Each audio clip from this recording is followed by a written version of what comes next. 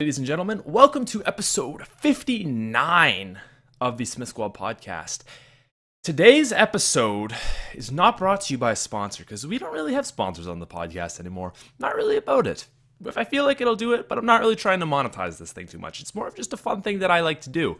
But there is a special announcement for all you people out there who are interested in my life, who want to know what I'm doing on my day-to-day basis. I got my Snapchat account back, and I thought this would be necessary to, maybe you might be interested to add me. So, my Snapchat is TheSmithPlays. Just same as my YouTube channel. I'm pretty 95% sure. Let me check real quick. Yep, there you go. SmithPlays, if you can see that on the screen. You can't, but that does say TheSmithPlays. So, if you want to go add me, say hi. Just kind of posting random stuff. Actually, fun fact. All right, let's start this podcast with a story. So, I was running to the gym today. I don't normally run to the gym, but if I don't have a car, I'm like, all right, I'll walk. And I took some pre-workout. Now, people are probably going to automatically jump, oh, Patrick, are you drinking G Fuel as a pre-workout because you're a solo, the whole deal. And no, actually, what I do for the gym is I take a supplement called Bullnox. Now, like I said, I'm a big fan of G Fuel, but it is not designed for the gym. G Fuel is not designed for the gym. They have a pre-training formula, but I've never tried that. But what I like to take is this stuff called Bullnox, which is very, very powerful pre-workout. Like, makes you go, not to sound too nerdy, but I'm going to, makes you go like Super Saiyan. Like, I am just a testosterone-filled, I want to do all the weights mentality, and it's great because that's what I like to do at the gym. I like to get primal, right? I like to get in the mindset of I am like, and this is gonna sound absolutely crazy, but you know what? I am crazy, so I'm over that. But I like to get primal, like natural instincts. Like not like an animal, but back in the day, I like to relate everything before we had technology and all this stuff. I like to think about like, what would like our ancestors be doing? They'd be running every day, climbing trees, punching, kicking, all that kind of stuff. And I think that kind of exercise is very important for us, at least movement, where our bodies are designed to move. You can't just be sitting in a chair all day. So I am a huge proponent of exercise. I hit the gym 5 days a week, every week. But I like to get primal with it some days. So some days I'll just hit the arms, like do like bicep curls, that kind of stuff. But some days, like I said, I like to get primal, like really functional, athletic movements, and I just it feels great. So today, took my Bullnox because this is a primal day. I have 2 primal days a week. I only take Bullnox twice a week. If you're familiar with this supplement, like I said, it's very powerful, and I don't like to take it a lot because I get crazy on it, and it's just not something I should be taking very often. But it's good for these kinds of workouts, super intense, super crazy. So I take a scoop of that. I was like, you know what? Let's bump up our workout a little bit. So I threw in half a scoop of G Fuel into that just to add to focus. G Fuel is not good for the gym because all it has is like caffeine and stuff for focus. You want in a pre-workout other things that kind of like make you a bit stronger, give you a little bit more endurance, that kind of thing. So it's not really great for workouts, but it's good for mental focus. So I figured this stuff, which makes me and literally turns me into like the biggest douchebag ever. Not really, but I'm not mean on it, but I'm just like super like alpha. And then a little bit of G Fuel to help the focus would be great. So I took that. 20 minutes later, I got caught up in YouTube stuff. I head out to the gym and I'm like walking, listening to music, and I'm like, I can't wait to go to the gym. Can't wait to go to the gym. And like I said before, not to sound nerdy, but I listened to like soundtracks to songs. So I was listening to the 300 soundtrack to that movie. Like, again, it's primal. It's like warriors, that kind of stuff. Like just like very, very like basic sounds, but like really gets you in the zone. And I'm running there, or no, I'm not running yet, but I start like, I'm like walking as fast as I can, passing people. Like, I gotta get to the gym, just gotta get to the gym. And he's like, you know what? Screw this. I'm running. So I just kind of break out in an almost sprint, like a super fast run that you'd be doing if you're trying to run like a kilometer or like a mile really quickly, like just like a very athletic kind of run, not like a long distance, but not quite to sprinting. And my phone fell out of my pocket. Now, I have a lot of friends who break their phones a lot. And I am not one of those people. I've had iPods, I've had 4 cell phones, I've had a flip phone, like keypad, like you would like flip up and you'd like hit it. I've had an Samsung S2 or S3. No, actually it was an LG, but it was basically like the Samsung S2. Now I have a Samsung S5. I've had 4 iPods, I think, like a little iPod, a slightly bigger iPod Touch, and a newer iPod Touch. Excuse me, I'm congested. But basically, I've had a lot of stuff. And over the years, probably like the last 6-7 years that I've had these things, never broken anything except for once. And it was an iPod Touch that I had in grade 9, which didn't have a case on it or a screen protector. It's the only thing I've ever broken. I never broke my flip phone or my other texting thing because those were just like hardcore phones. First iPod Touch had a case on it. That one I didn't. I dropped on concrete, broke. Next phone had for 2 years. Got it stolen, but I dropped it, but it never broke. I've had this puppy for over a year now, and she broke. How sad is that? Rip. I have a case on it. I have a screen protector. I swear to God, screen protectors hold your phone together so it's super solid. But I was just running and it just flew out of my pocket, and I'm like, that really scary moment because it's laying face down. I'm like, you know what? It should be fine, but I don't know. Busted. Sad. Rip phone. It's pretty bad. I don't want to see. I hope you guys don't see anything that's important, but you can't even really see it there. But there's my phone if you're interested. Anyways, sad day in the life of Patrick Smith. So now, if I was not making YouTube videos, I would be like, all right, whatever, broke my phone. Just gonna live with it and keep my phone for probably another year, then upgrade when the Samsung S7 comes out or something. But I'm in a tricky situation right now because here's the thing. I can buy a new phone and write it off as a business expense because I can say I need it for the YouTube, which is the only reason I want to get a new phone. So the thing with Androids is they don't have iMessage. Now I have a lot, and when I say a lot, everybody other than Adam and Lex. I have a lot of contacts on YouTube and business related, not just YouTubers, but also business related, that don't live in Canada. And I can't text them. I can't contact them other than Skype and Twitter, which isn't the end of the world because I need data for that. But as I'm thinking about it, I'm like, man, I could really use an iPhone because then I could text all these YouTubers in the States. I mean, I can think of 10 off the top of my head. All these YouTubers in the UK, no problem.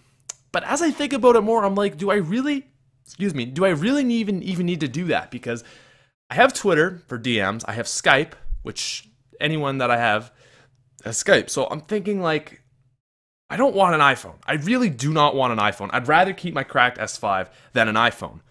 But at the same time, it's what do I do? I don't know. The fact that I can write it off as a business expense and say, oh, I need it for YouTube is cool. But the other side of it is is that just a waste of money? Do I really need it or do I just want it? And the fact that it's an iPhone shows me that I don't really think I want it because I don't want an iPhone. But I don't really want to spend the money on it either. I'm a pretty frugal guy, honestly. And I think that's good because, here, let me take a drink. The thing with YouTube is it's not, oh my God, I'm congested. YouTube is not a long-term career. Not at all. YouTube is a very volatile job, method of self-employment maybe. It's a very volatile environment. I've been on the down, I've been on the up, I'm on the crazy up right now. But I know that the crazy up is not going to last forever. And I don't know where it's going to end. So Am I gonna get 8 million subscribers and be like Syndicate and be a millionaire? Maybe, probably not, but maybe. Am I gonna die out today? Maybe Black Ops 3 could be an entire flop. Everyone says screw this, I don't like zombies, and my sub growth goes back down to like 10 subs a day. That could happen too, and I could never even hit 500,000 subscribers. Do I think either of those are gonna happen? Probably not, but it's gonna be somewhere in the middle of my channel dying today or becoming the biggest YouTuber on YouTube, which I don't think both. I am 99. I would bet. I would. You know what? Yeah, I would bet. I would bet my YouTube channel that neither of those two things are going to happen. Yeah. But the thing is, like I said, it's a volatile thing. So with YouTube, my thing is like, wow, I've been given this crazy opportunity. I could blow the money I'm making, buy materialistic things and that kind of stuff, or I could save the money and do things like pay for college, other kind of things like that. So being smart with your money is a super important thing in life, and I really do stress that to any of you guys listening out there that, oh my God, I'm so sorry. Just allergies, oh my God, they're awful. And plus I work at a golf course, so it's like pollen, and anyways. If you are, I would say, like, look, if you're at the age of 16 or older, okay, this is just my personal life advice for you. You should start looking into saving your money and, more importantly, investing. And I know that's going to sound crazy because you're 16 and you're not even going to be able to invest till you're 18 or 19. But this is how money works, okay?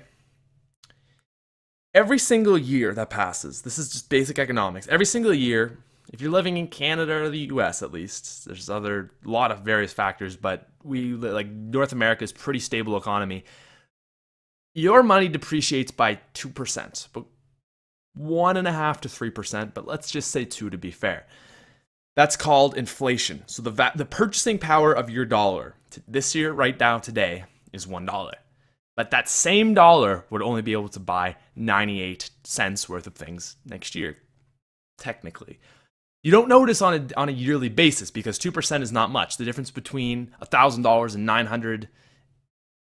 $9,800 or $980 or $98 or 98 cents isn't very noticeable because it's only 2%.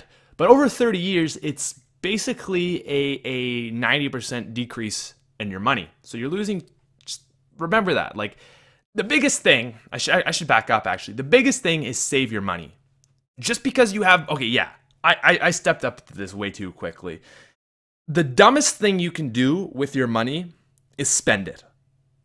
Now, I know it sounds crazy because obviously the reason you're going to make money is spend it. But the dumbest thing you can do is spend all of it. Okay? Just because you have money doesn't mean you need to spend it. Get this in your head. I don't care if you invest. I don't care. But I know I got way ahead of myself there on investing and stuff. But listen to me. If you are over the age of 10, the best thing, the most smartest thing you can do with your life is not be dumb with your money. Okay? I have friends that work 50 to 60 hours a week and they're broke. Why would you work 50 to 60 hours a week to have no money? The reason you have money is, yes, to buy things, but the more important reason, the better thing that money brings is a sense of security, a sense of peace. Working 60 hours a week is not fun. I don't know anyone. Actually, you're looking at someone who kind of does that once in a while. I don't always work 60 hours a week, but I definitely do it. I don't work, I probably work 40 to 50 hours a week on YouTube. You don't want to work for things, okay? The best thing that money can bring is security, is not having to worry about it. And when you have the mindset of, I just got an $800 paycheck, now I have $800 to spend. You are living in this, what we call the rat race of, I have to work to get my money, and then I work to get my money, and then you spend it. But this is what you can do, and people don't realize this. All right, let's say you get $800 a paycheck. And you're like, you know what? I'm going to take $200 of that and save it. Do that for a year. No, let's say you do that for 2 months, because you're probably like a student or something. 2 months, that's $3,200. You saved $800 of it. So you spent your $3,200, car, cell phone, whatever. You have $800 now. If you're making minimum wage, which in Canada is like $10, that's $800, okay? Think about it this way. That is 80 hours of your life. We look at money as this commodity that we have, but that's a terrible way to look at money. Look at money as hours of your life multiplied by your skill level. So basically, hours of your life is your base. So everyone is based at minimum wage. That's what the government sets it at. The minimum amount you can make in Canada is $10.40 an hour. That is the minimum you're allowed to make.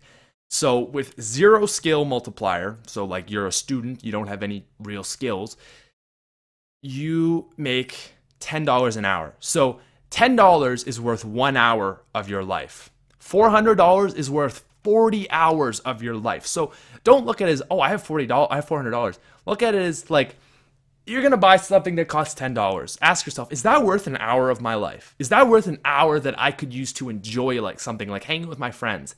That's how you have to look at money. And trust me, when you start looking at it that way, you say, whoa, maybe I shouldn't spend this. And I'm thinking about this iPhone, and I'm like, you know what? Hours of my life versus iPhone, not really the most necessary thing, but it is a business expense. I kind of do need it, right? If I was still working a minimum wage job, 70 hours of my life is not worth an iPhone. No way. I would way rather have 70 hours of my life to enjoy. That's like 2 weeks of work at minimum wage. So what I'm saying, guys, is if there's anything you ever get from my channel other than like how to be good at zombies, is be smart with your money and save it, okay? I don't need to go into investing. I don't need to touch that. Maybe another day if you guys want it, but please just listen to me from the bottom of my heart. Save your goddamn money. I don't care if you're 10. I don't care if you're 20. I don't care if you're 20,000. Actually, if you're in $20,000 of debt, you probably shouldn't be saving your money. You should be paying off that loan, honestly. But if you're not in debt, and even if you are in debt, there's some situations where it's better to invest. If you're getting like a better return than the that doesn't matter. What I'm saying, guys, is don't be an idiot with your money. I have many friends who spend all their money, and at the end of their paychecks, right before they get another one, they're broke. Oh my God, I have no money. I can't wait till my paycheck. Don't live paycheck to paycheck. And I know it's like, oh, well, it's easy for you to say because you make YouTube videos and this stuff and that. No, my entire life, like I used to work a minimum wage job at a golf course. I'd save like all the money. It really is how, but I don't want to say materialistic, but like, don't use your life force, your hours on this planet. You have a finite number of hours on this planet. Don't blow it on stupid stuff. All right. That being said, I'm going to purchase a Juggernog fridge. So that kind of blows that entire argument out of the way. But it's a business expense. It's important for the growth of the channel. Yeah, so life lessons from Patrick, I guess. I always try to throw in one of those, and I don't know. That's like seriously yeah. Spending all your money is stupid, and it doesn't make you happy. That's the key takeaway. All right. What are we going to talk about next in this podcast as we have this segue? You can't find the world bad. Oh, this is a good concept, and this is actually, you know what? I want to talk about something kind of interesting because I was kind of mentioned YouTube there. So, and it kind of relates to the last topic. This is a terrible segue. If you do podcasts, don't take your segue examples from me. But the other morning, and I say the other morning, I mean this morning. To you, it's going to be yesterday morning, but to me, it is this morning. So the other morning to you, which is Thursday, July 9th, if you're wondering, I woke up at 6 a.m. and went into work. I still work at the golf course, but I'm only working about 3 to 5 hours a week. I like it. It's a fun job. I just get to drive golf carts, listen to podcasts, and just kind of like be outside for a real reason, feel kind of like I'm not, like, I don't know, it's just nice to like kind of putter around and feel like I'm doing something, get paid for it, but like, you know, it's super chill. So I work like very, very low hours at the golf course, but there's a huge tournament today and I needed to come in to help set up. So I woke up at 6 and I used to work at the golf course probably 25 to 40 hours a week. So it was a full-time job in the summer. And like people can, I know so many people who say they hate their jobs and this and that. And I'm like, maybe I'm just really lucky because I loved my job. Like it wasn't the greatest thing ever. My boss, one of my superiors, I should say, was super, super hard on me. But overall, it was a nice job. And I think, well, maybe I just had it easy and I had a good job. But I was listening to Syndicate talk about his job. He used to work at McDonald's. And he's like, you know what? Like, I love working at McDonald's. It was cool. The people that were nice there. The customers were kind of crazy. But, like, overall, like, I enjoyed my job. And I'm like, you know what? I think it really is your perspective of how you... it's not... it's not the sensation or what is actually happening, but it's how you perceive that, right?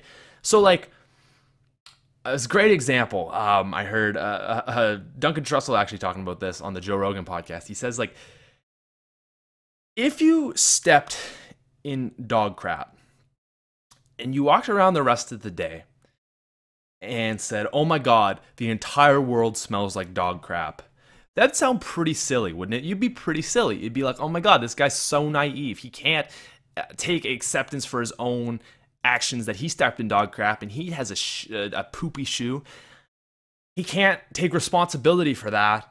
And he's blaming this problem that is within him or on his shoe out towards the world. He is projecting his negativity or his smelliness out on the world.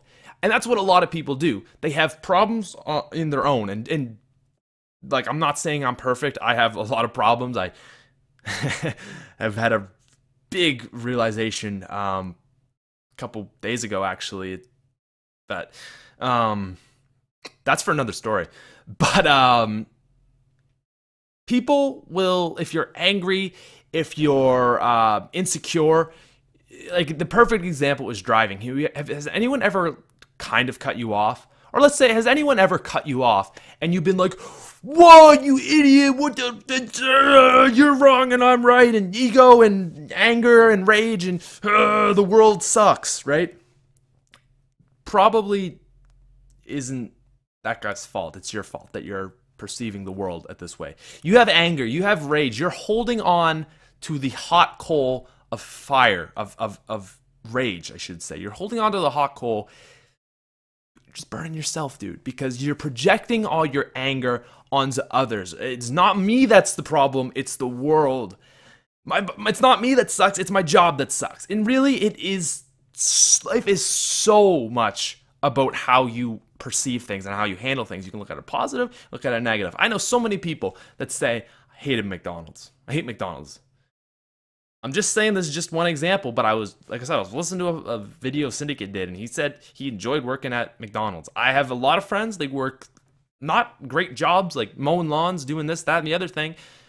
They love their job. They're like, you know what, like, it's chill, it pays me well, I'll take it. Like, I have other friends, though, hate my job, it sucks, this sucks. They probably have, like if you took that person who hated their job and put it in the person that likes their job, they'd hate that job too. So, like I said, it's a lot about how you react to things and not so much what happens to you in life that affects what happens in your life. Because, like, think about it. If it doesn't matter if your life is awesome, if what actually happens to you is awesome or bad. I could say, like, for example, you could work at some crappy job. But if you look at it with a positive outcome and you think it's a good job, then it's a good job. It doesn't matter if it's actually subjectively whether you think like that you think it's a good job or I think it's a good job. If that person enjoys it, it's a good job. It doesn't matter what the actual terms of that job are, what the experiences are. If it's perceived positively and the person enjoys it, then it's a good job. It's not the sensation. Sensation is what happens. It's perception. Perception is how you receive that stimulus, okay? This is just a life-changing podcast, guys. We're just getting deep into it because we don't have Black Ops 3 Zombies to talk about. Other than Juggernog Fridges and Doris. But what I'm getting at is I went into work today, and like I said, grade 10 and 11, I worked about 25 to 40-hour weeks. So pretty normal summer job type things for 2 months of the summer. This is in high school. Back out. I enjoyed it. It wasn't the best. There were definitely some things I disliked about it, but for the most part, it was cool. I got to drive golf carts. I got to listen to my favorite podcast at the time, which was Painkiller Already. And I remember I'd wake up at 5:30 in the morning, have my breakfast. My dad would drive me over because my dad would be up early. He's like, yeah, I'll drive you over so you don't have to walk. Drive me over, get there at 6:30. Waking up at 5:30 sucks. I'm not going to get around that. But, come into work at 6:30. It was what it was. Then drive golf carts up, carry members' clubs, so help them with that. Do the water on the holes so members have water. Drive the cart up and down the range, pick up the balls. That was the most fun. That's still the most fun part about it. That's why I still do it, honestly. That kind of work. And this was my mind bender for me today. So for those 2 years that I worked, like actually full time, I would listen to Painkiller Already. Now this is a podcast at the time was put on by Woody's Gamertag, FPS Russia, or Kyle, and Wings of Redemption. 3 full-time YouTubers, okay? I would listen to these guys. They'd have other YouTubers on. It was the Call of Duty community. I think it was Black Ops 1 was out and Modern Warfare 3 was out. Yeah, it would have been that time. Black Ops 2 was just coming up at the end of my 2 years. I listened to these guys and I loved it. I love the gaming community. I've been with the gaming community for a very, very long time. But today was the first time I had come in early in 2 years. And I don't know what it was, but it was just that exact same morning vibe of driving carts up, listening to Painkiller Already. I was like, oh my God. It was like the secret. I don't know if you guys know The Secret, but what it is, it's like whatever you believe, whatever you think about will happen. And I don't really subscribe to that idea, but it's the thing that some people like. It's like whatever you think about is what you'll attract into your life. And it's like, oh my God, like I've been like listening about these YouTubers, idolizing them, wanting to be them. And it's like, I am one of those things now. And I was just sitting there, about to drive the cart. And it hit me like a wall of, it's like I just became my childhood dream. What? And it was a cool feeling. It's just one of those things that's suddenly happening with YouTube. YouTube, like, I never even thought much about my channel. Like, I loved it, don't get me wrong, but I never thought about it like in a really like, wow, this is a thing now, kind of for fear of being cocky. And I'm coming up on 500,000 subscribers, 500,000, and it's like really starting to hit me. Now that I'm doing this as a job, now that I'm getting sponsors and stuff, it's like, whoa. The podcast that they used to do, I think they're still doing it. That's like this right here. It's like, I don't want to swear because I'm trying not to swear in my videos. I just think it's bad. If you're younger, a parent walks in, it's just awkward. But that is a mind F. That just sounds wrong. It's not that I like to swear, but sometimes you need to swear. I don't know. I think my level of swearing on my channel is good. I don't do it a lot, but when I do it, it has meaning. But now that I've just talked about it, I can't swear. So, yeah. I don't know, guys. It's just... I'm trying not to talk too much about my YouTube channel because probably is getting boring to you. But I like, what? I'm... Like, in a couple hours, I'm going to hit 480,000 subscribers. This is Thursday. Monday, I woke up with 470,000. The Friday before that, so like 6 days ago, like I'm saying it and comprehending it, and it's still blowing my mind. 6 days ago, I had 460,000 subscribers. 9 days ago, I had 450,000. Now I'm up to 480. Like, I don't even know what's happening to my channel. I used to be getting like 1,000 subs a day for like 6 months, and it was awesome, and it was like kind of fluctuate like down and up and down and up. I was like, yeah, I'm averaging about 1,000 subs a day. This is probably 100 times better than I ever expected. I used to like 10 subs a day. That was like my thing back in the days of Black Ops 2. But I understood when I was getting 1,000. I knew where those subs were coming from, but I don't even know where these people are coming from anymore. There's just all these crazy people, and it is very good vibes. It is the greatest vibes I've ever had. This is like, I don't know, guys. This is like so crazy. And I don't know if you guys like me to talk about this, but I like YouTubers' lives. I follow a lot of YouTubers for their life, not for their videos, but I like their life, their actual part. YouTube is part of their life, but the whole thing.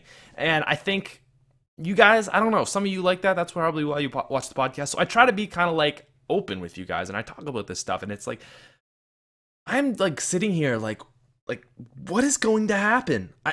This is kind of I'm probably going to look back honestly maybe on this video, and like, I'm so unsure right now. But okay, actually, you know what? In 6 months' time, okay, so it's July, August, September, October, November, December. In December, guys, if you remember this, tweet this video at me and say, "Hey, Patrick, we wanted you to watch this video in 5 months' time." Because I'm at the point now with my YouTube channel where it's going really, really well, but I don't know how well it's gonna go. Like my views doubled the other day. A sub count like doubled, and it's like, whoa, okay. But I'm not like I'm a realistic person, so I'm like, okay, that's because the Black Ops 3 thing's coming out. That after this gets announced, it's gonna drop down a bit. But then I'm thinking, like, I don't know, is the hype just gonna keep building for Black Ops 3, and is this just gonna continue on and on till Black Ops 3 comes out? And isn't this still off the hype of a 3-year-old game? And like, I just start thinking about this stuff, and like, I don't know what's gonna happen. The correlation right now is that crazy things might happen. I don't know how crazy, but this is why I say I might hit 1 million subscribers. I'm looking at it like, oh my god, I have to do this all again. Like, what I've achieved in the last 3 years, I have to do this all over again to get to 1 million. That's a lot of work. But realistically, I have like channel momentum now, so it's not going to be that hard, obviously. It's not going to take me another 3 years, I don't think. But I don't know. And I'm just at a very unsure point with my YouTube channel. Optimism is at the highest right now. But what I'm getting at is, it's like, I don't know if this is going to turn into like 1 million subscriber thing, or if this is going to fizzle out, or if this is going to turn into a 2 million subscriber thing, or 3 or 4 or 5. And like, I'm not saying that because I think that's going to happen. I think 1 million is kind of realistic. I think anything beyond that, 2 million, is very, very optimistic. I think anything beyond 2 is like probably not going to happen. But I don't know. And I've looked back on previous videos before where I talk about this kind of thing. And I remember at the end of last summer, I was like, guys, like, my channel's starting to take off. Like, I got like 1,000 subs yesterday. It was like the first time I'd ever had like a really big day like that. And it was the greatest feeling ever. And now I'm in a state where I'm feeling that every day.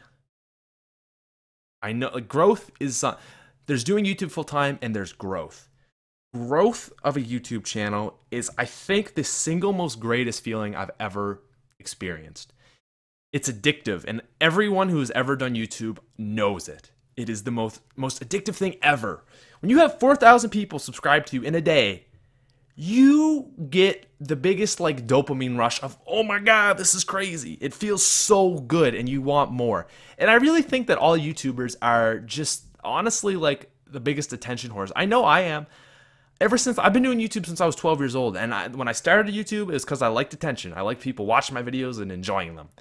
And here I am, first year university student, going into second year, still enjoying all people liking me. And it's not like I don't think I have a big ego, but I just, you know, it's a good feeling to have people interested in you. So I'm not like, I don't want to sound like some cocky douchebag.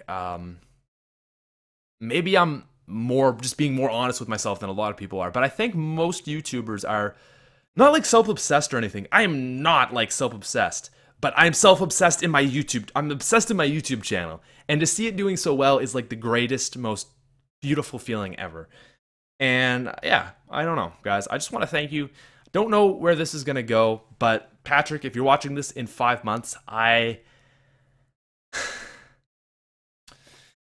don't know what's going to happen. But we'll see. Hopefully it's good vibes. I mean, Black Ops 3, I can't imagine it going poorly. But like, I don't know. It might be, I am like the biggest pessimist sometimes. I'm like, I don't know, man. Black Ops 3 might flop. But then I remind myself, we had Transit in Black Ops 2, and that didn't flop. Like, even though we hated Transit so much, it wasn't a flop. So they can't really do anything worse than Transit. So I'm like, well, maybe. I don't know. But I don't know. My goal, honestly, I'm going to say this, and I don't want this to sound like cocky or anything, but I really want to be like the zombies guy.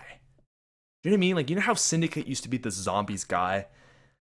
Like I said, guys, this is like personal. This is like really personal, and like I feel vulnerable saying that because it's like such a weird thing that I'm putting out there. But like Syndicate back in Black Ops 1 was like the zombies guy. He was like the dude that like blew up on Black Ops 1 and everyone knew him and all this stuff. And honestly, I would say he was the dude that blew up on Black Ops 2, even though he didn't post it all the way through every day or anything. He did blow up on Black Ops 2. And I think if anyone that did the best on Black Ops 2, I would say either NGT Zombies or Syndicate. I know a lot of people that did well that went from like 2,000 subscribers to like 100,000 subscribers, but Syndicate went from like 1.5 million to like 3 or 4, and it wasn't all zombies, but zombies definitely helped his channel. And you know, he was one of the biggest guys like consistently doing zombies. He got like an 11 million view video.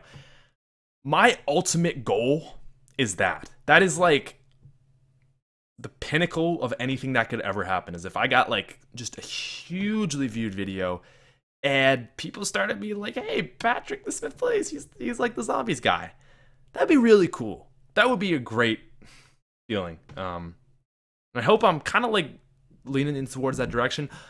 At the same time, I don't want to be just known for zombies, because zombies isn't a forever thing. So I mean, it's not like I can only play zombies for the rest of my channel. I mean, I maybe could, but I have been getting into other games, and I think I'll continue to do that, especially on the second channel. But at the end of the day, I think that Black Ops 3 is going to be a very significant point in myself, along with a lot of other people's channel and life. So remind me to watch this in 5 months in December, so I can see where I was at and where I'm at now. And it's going to be interesting. You never know. I mean, everything might go wrong, and I might lose my channel and everything's done, and then I'm going to be super, super sad. But I'm open to that possibility. I'm not lying to myself that couldn't happen. It's about being realistic. So we will see, everybody. We will see what the future holds. But the future, at least as far as me, I think it looks bright. On to the next topic that I had important things to talk about today. The concept of should. You should exercise. You should be nice to people. You should eat healthy. You should work hard. You should hug your parents. You should do a lot of things in life. But here's the thing. We say oftentimes, we should do this, we should do that. I am so friggin' preachy. God damn, I hate it. I'm not trying to be preachy. Actually, yes, I am. I'm giving like life positive advice. It's impossible not to sound preachy when you give life advice. But I know a lot. Okay, this is what I was thinking. I have a friend who says should a lot. He's like, oh, I should really study after this class. I should start going to the gym. I need to start going to the gym. There's a lot of in between of knowing what you should do, what you want to do, what's the best for you, all that stuff. And should is nowheres in that equation. God damn, I sound so preachy right now, but I don't like it. But what I'm getting at is I know a lot of people who will say should, and I say should. It's like, I should go to the gym today. Should does not accomplish anything. Saying you should do something is a pointless thing. I should means nothing. Okay? There is only I am going to do or I am not going to do. Should doesn't hold any value. You should exercise. Okay, are you exercising? Yes, then good. Are you not exercising? Well, no. Then you should. Okay, you should. But like, what does that mean? It means it would be in your best interest to. So like, I notice what people do is like, and like I said, I'm guilty of this myself, is we'll say things we should do with the intent of, I'll do that later, I'll do that tomorrow, I should do that tomorrow, but we don't live like now of, I am going to do this. We say, I should do this, I need to do this, I need to get at that. You're either going to do it or you're not. I see a lot of people, a lot of bullshitters, man, out there. God damn, I sound so preachy. I want to get this off without sounding like a MAGA douchebag, guys. But what I'm saying is there's a lot of people out there I see that say like, I'm going to start doing this, I'm going to start doing that. And it's like, oh, you're going to. Okay, then do it. Like don't say what you're going to do. It's like my biggest pet peeve is people say, I'm going to do this. Then do it. If you're going to do it, do it. Don't tell the world about you doing something. Let the world watch you doing that thing that you should be doing. I said should there, but do you get what I'm saying? I see people, today starts my journey through getting weight loss. I even said that. I'm a douchebag too. I fall into this category of people that do this. I said on SmithSquad Podcast 49, it's been 10 episodes, I said I'm going to get in the best shape of my life, okay? I even did that. I said, hey everybody, this is what I'm going to do in the future. I shouldn't have done that. The only reason I said that is so I would commit to something, and I think there is some value in that, but oftentimes, me, myself included, will say things we're going to do, and we feel good about it. Yeah, I'm going to do this tomorrow. Oh yeah, I can't. Oh yeah, I'm going to do this tomorrow. Oh yeah. You know, once I have more free time, I'm going to go to the gym. I'm going to start reading books every day. I said when I was in university, once I get out of university, I'm going to read a book a week. I told myself that, and I said, yeah. And I felt good about it because it was a good idea, and I felt like I was going to better myself as a human being. But did I?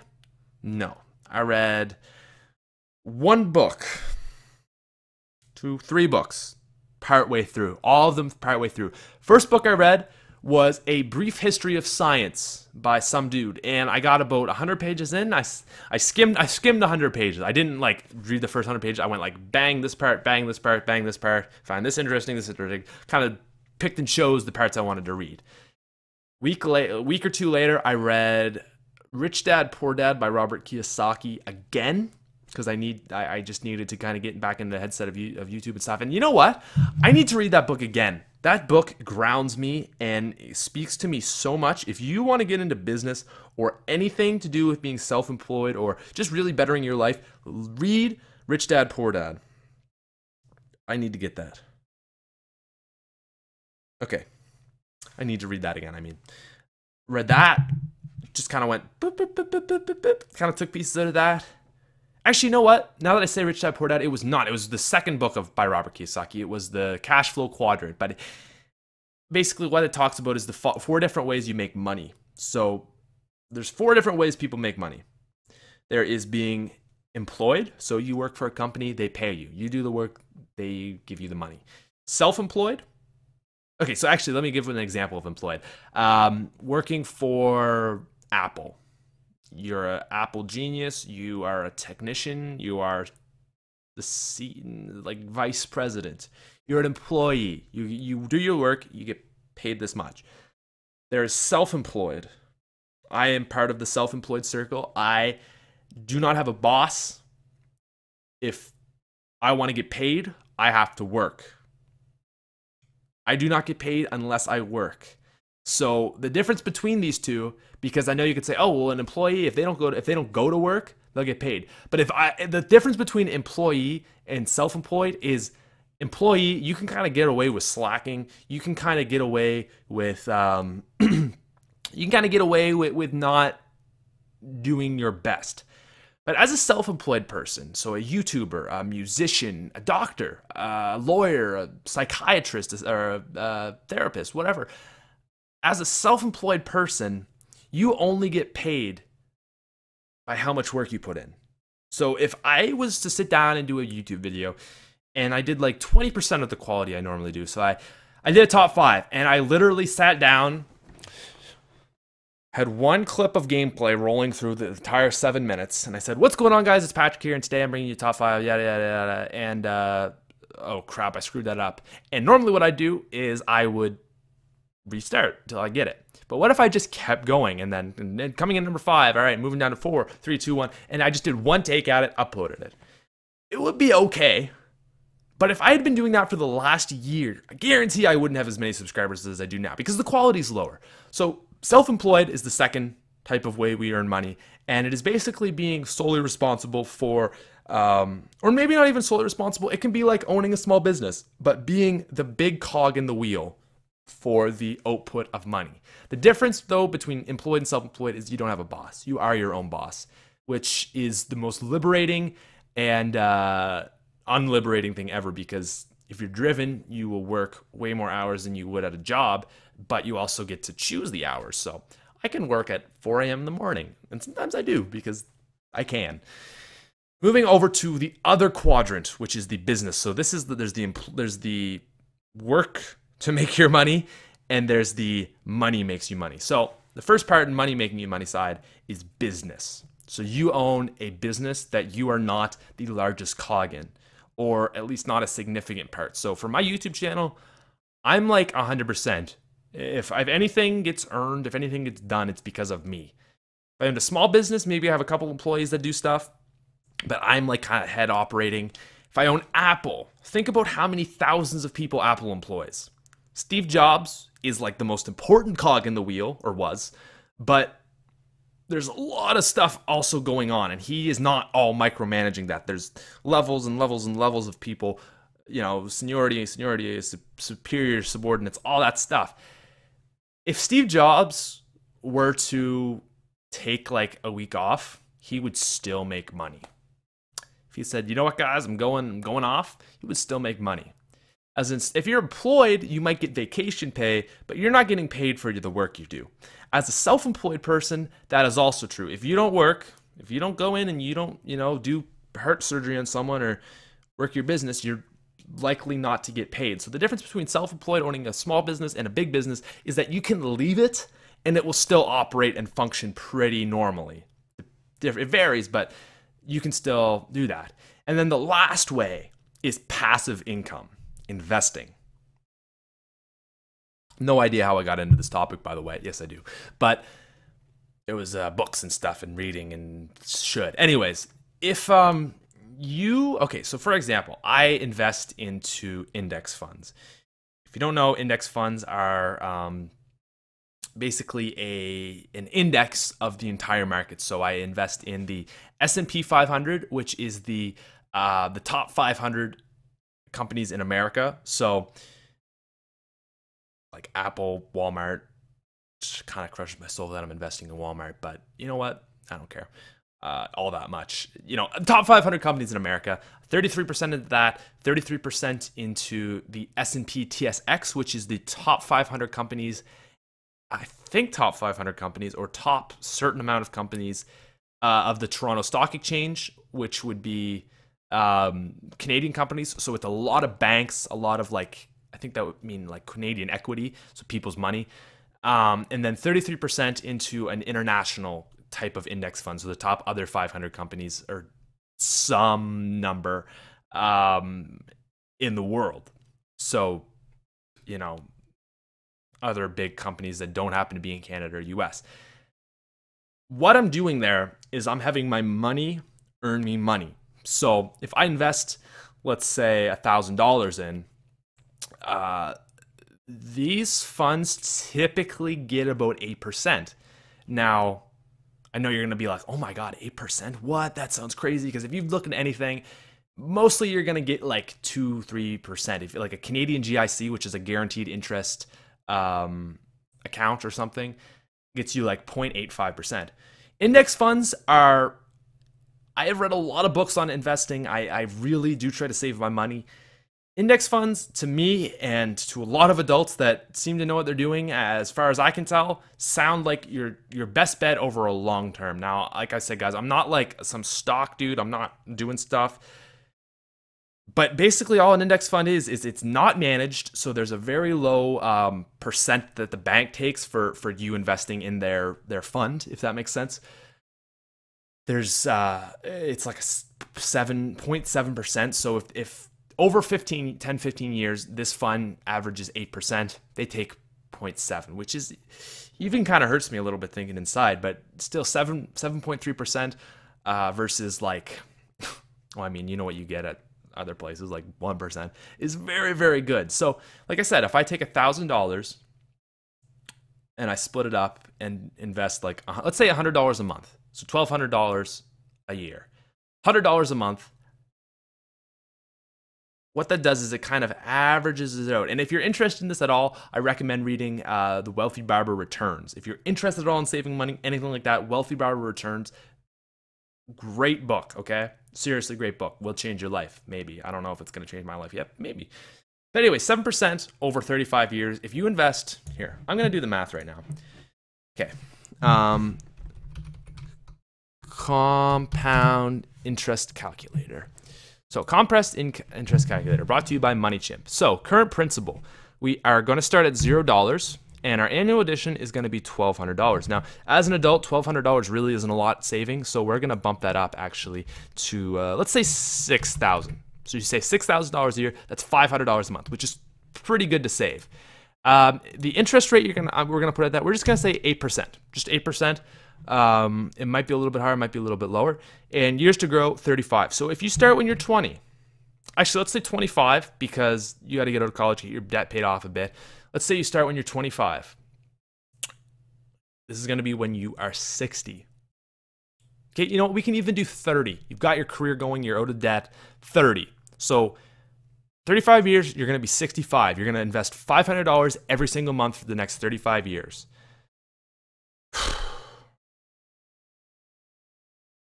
In 35 years, that $6,000 will be $1.1 million. The power of compound interest, ladies and gentlemen. Now, 6,000, let's do the math here. 6,000 times 35, that's not very hard, but I'm going to calculate it just for simplicity here. Times 35. I know this is probably boring, but this could help you. That's $210,000, guys. $210,000 turned into $1.1 million. Like I said, I think the biggest thing of this podcast is to take away is how to invest. And like I said, I always put this out here is that I'm 19 years old, don't really know what I'm doing. But like I said, I've read a lot of books on this and I've talked to a lot of adults that seem to know what they're doing. And the math is here. The math is here. So it's good, man. It's good. Now, if you doubled that, all right, let's say instead of 6,000, you were crazy with your money, crazy super saver, and you saved $12,000 a year. So let's say you made $60,000 in income, you really made 48, $2.2 million. You know how much that is? That 2.2 million is $400,000. So you turn $400,000 that you saved over 35 years into 2.2 million. That's pretty damn good. Now, this is where it gets crazy because interest is crazy. Okay, interest compounds that $2.2 million. If you let that sit another year, okay, it's gonna turn in. You're gonna gain another $200,000. If you let that sit for 4 more years, so 40 years, you let it sit in there for 40 years. That what was 2.2 at 35, the next 5 years becomes 3.35. Okay. So at the end of it, so this would be when you're 70. By the time we're 70, we're going to be living way longer, okay? So by the time you're 70, you'll have $3.35 million. If you wait another 5 years because you're 70 and you're still spry and you're a chicken and you want to let your money sit in there, $5 million, okay? You get the point. Investing your money, saving your money, more importantly, is smart. Wow, I've just been going on tangents this entire time. Let me know how this podcast has been because I feel like it's been very all over the place. But that's kind of what the podcast is. It's just a little bit of everything that's going on in my life, talking about whatever I feel like talking about for the day. So anyways, back to it. The point is there's employed. I went on a I just went off on a tangent, and on that tangent, I went off on another tangent. And now I'm going off on a tangent about going off tangent. Okay. So going back to the original tangent, there's employed, self-employed, business. So like McDonald's, you own a McDonald's, you own a bank or whatever. And then there's investor. So for example, I guess I would be in that category now, investing in the index funds, certain amounts of money, whatever. Real estate. You're buying real estate, you're renting that out. That's also kind of a business, but it's the money you put into a real estate is earning you money back through that. What else there's a lot of examples, but that's what comes to mind. Like startup businesses. So if you started up if you invested into a startup company like Shark Tank people, Mark Cuban, or Dragon's Den, that's an investment. All that kind of stuff. But yeah, that's good information to read. Anyways, going back to the original idea, which was probably a tangent in and out of itself, was that I started reading books, and that was one of them. And then the last book I read, oh my God, I really got off topic. Wow, I think this is the most off topic I've ever gotten. Last book I read was Fingerprints of the Gods by Graham Hancock, which is about a lost civilization, which, again, I got about 2/3 through and got bored with it and stopped reading it. But great book, really interesting, really changed the way I look at history. Now, like I said I was going to read a book every week. It's July 9th. I've been doing YouTube full-time for 2 months now. I've been off school for 9 or 10 weeks now. Wow, that's crazy. I've only read 3 books. I'm listening as an audiobook of a 4th book, and that is The 4-Hour Workweek by Tim Ferriss. That has changed the way I think about working. But the point is, going back to the original idea, wow, we got off topic again, like I said, is that we say should. We say what we're going to do and we feel good about it. Oh yeah, I felt good. I was like, yeah, man, I'm gonna read. Like, good for me. I'm gonna do that. I didn't do that. I made myself feel good about a thing that I hadn't achieved yet. Don't feel good about things you're going to do in your future. Don't inflate your self-esteem by things you are going to do. Okay? We all need self-esteem. We got to feed our ego. We all have an ego. We do got to feed it. I respect that. Ego is what drives us to be the best beings we can. But fuel it with your accomplishments, not with your dreams. Boom. Fuel your self-esteem with your accomplishments, not your dreams. Just do it. Sorry, it just felt right. All right, ladies and gentlemen, thank you for watching episode 59 of the SmithSquad Podcast. I need to get prepared for the reveal panel of Black Ops 3, which is going to be in 45 freaking minutes. 45 minutes, guys. Been waiting since Origins for this. So, good vibes. Thank you for watching. I will see you later. I'll get a guest on next week, I promise. But I just wanted to do another solo because I like solo. I like guests though too. They're always a good time, no matter what. I'm going to be doing this podcast for a long time. I feel like even after my YouTube channel, I'll still be doing this. Anyways, thank you for watching. I love you. Good vibes. See you later. And when I say I love you, I mean it in a, I don't know you, but if you like my channel and you watch my content, you're probably an awesome person, and it means a lot to me. So I don't love you in the same way I love my parents. I don't love you in the same way I've loved girls.